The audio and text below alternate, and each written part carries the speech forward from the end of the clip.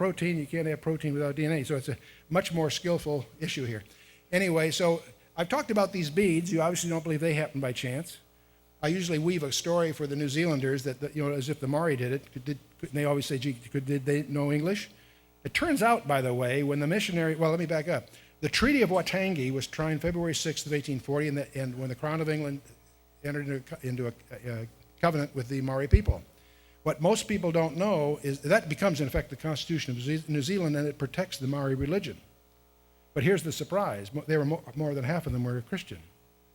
When the missionaries came to New Zealand, the Aborigines already knew about Christ. They just didn't know his name. And they were incredible stories that it's Romans 1 all over again, except on the positive side. And of course, Morse code was invented 10 years earlier, so theoretically the Maoris one of them could have done this, but I have to admit the real answer to this is I just contrived this for this discussion, so I apologize. Many people are upset with me because they feel I've misled them, and that's probably true. I've misled them, but no, we're not going to ask you to believe impossible things, are we? And yet, let's talk a little bit about the announced topic. One of our modern myths is the nebular hypothesis. If you've taken a course in astronomy or you pick up almost any astronomy book and talks about the origin of the solar system, we have these theories about how the planets were pulled out of the sun and so forth. This is a myth of origins, a little different than the biological stuff that several speakers have dealt with already today. But going back, most people attribute the origin of the so-called nebular hypothesis to Immanuel Kant in 1755. And just to paraphrase it simply, he suggested that some 4 billion years ago, the sun had ejected a tail, or a filament of material, sort of like a comet, that cooled and collected and thus formed the planets, and on it goes. Now that is attributed to Immanuel Kant, but that's a misnomer. It actually didn't come from him. 21 years earlier, it was formulated by Emanuel Swedenborg, and it was done in Latin in 1734, and he was a mining engineer that had a wide range of interests, and he claimed to have psychic powers. He claimed this theory was developed from seances with men on Jupiter, Saturn, and places more distant. And I don't make any editorial comment on that topic. I'm just reporting it to you. Some 20 years earlier, we have records that he apparently had opportunity to spend some time with Edmund Halley, who of course is famous for his study of comets at Cambridge, and so he picked up some of the ideas that he used in his theory, apparently, from Edmund Halley. But what's interesting is Pierre-Simon Laplace, who was the famous mathematician, was a friend of his, and he lent his endorsement to Kant's theory, but without checking the mathematical validations he was capable of providing but didn't bother.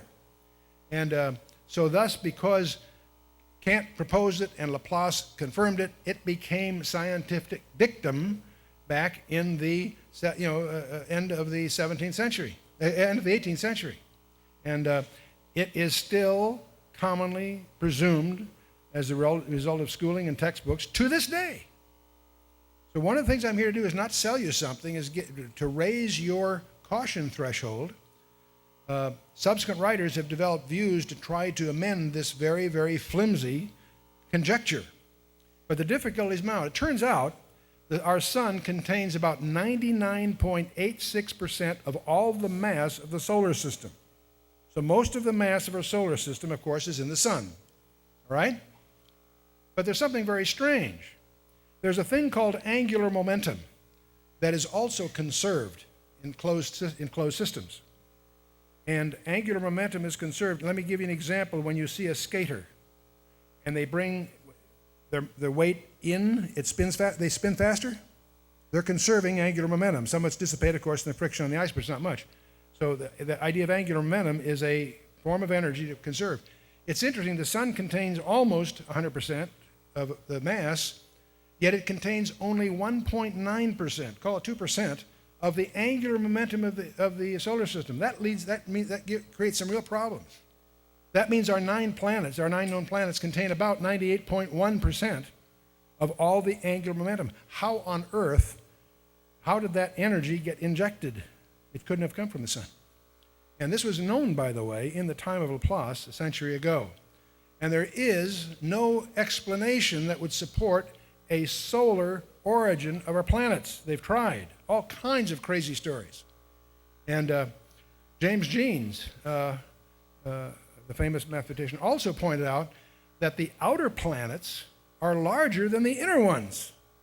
That raises other problems. How on earth did that develop? Jupiter is 5,700 times as massive as Mercury, and almost 3,000 times as massive as Mars, and so forth. The difference in size is substantial, but also the bigger ones are out there further. And that's backwards if you try to make a model. There's all kinds of difficulties. But there's other enigmas. Something that's very, very strange, if you look at the spin rates of our 9 planets, we discover they're in pairs. There are 3 pairs of them that are within 3% of each other. Earth and Mars have about the same spin rates, Jupiter and Saturn, Neptune and Uranus. That's just evidence to investigate, to find out what's going on here. Why is that possible? Another observation is Earth and Mars have virtually identical spin axes, both Earth about 23.5 degrees. Why? Why these similarities among certain of these things? And see, from the angular momentum and the orbital calculations, it would seem that these 3 pairs of planets may have been brought here from elsewhere. In fact, you can even indulge in the calculations to speculate on how big and what kind of an orbit the carrier would have been. Our moon is an example. The moon could not have happened this close to the sun. It had to happen way out there, join the Earth, and brought in here. So those are just conclusions from the mathematics that are observable. Another question is, why does Mars have 93% of its craters on one hemisphere?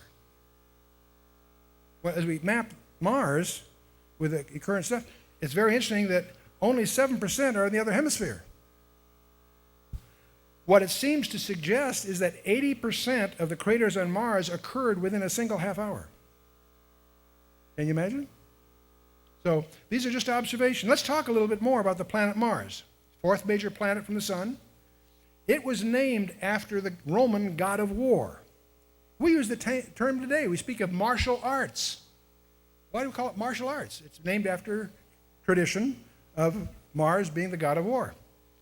Most of the early civilizations on the planet Earth worshipped in terror the planet Mars. Why?